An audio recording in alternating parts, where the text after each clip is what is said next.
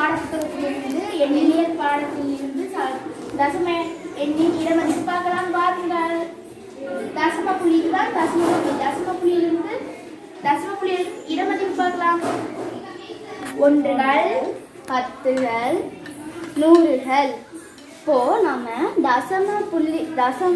தசம எண்களின் இடத்திருத்தங்களை பார்க்க போறோம். 10ல் 1, 100ல் 1, 1000ல் 1.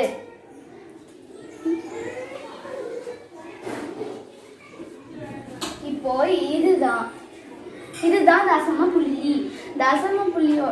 தசம எண்களோட இடமதிப்பை இப்ப நாம பார்க்கலாம். ஒன்றுகளுக்கு 4, பத்துகள் 3, நூறுகள் 2. இப்போ தசம எண்களின் இடத்திருத்தங்களை பார்க்க போறோம். தசம எண்கள் 10ல் 1 5,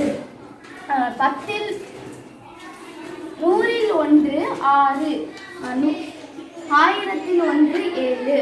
இப்போ 5/10, 6/10, 7/10. 6/100, 7/1000. நன்றி. ஆமா தவறா, இப்போ நம்ம இது எப்படி வரைகிறது? அதுக்கு தான் இருக்கவே இருக்குல்ல மேப்பை கூப்பிடலாமா? சரி தவறா, அதுக்கு நம்ம மேப்னு சொல்லணும். சொல்லுங்க, மேப்.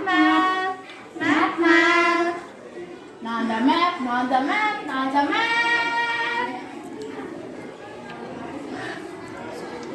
இப்போ நம்ம டோராக்கும் புஜ்ஜிக்கும் இந்த 4 சென்டிமீட்டர் அளவுள்ள பக்க அளவுள்ள சதுரம் வரையறது எப்படின்னு நம்ம கற்றுக் கொடுக்க போறோம்.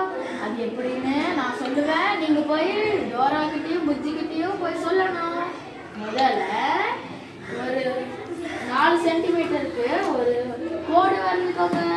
அதுக்கு LAன்னு பேர் வச்சுக்கோங்க. அதுக்கப்புறம் 1.5 சென்டிமீட்டர்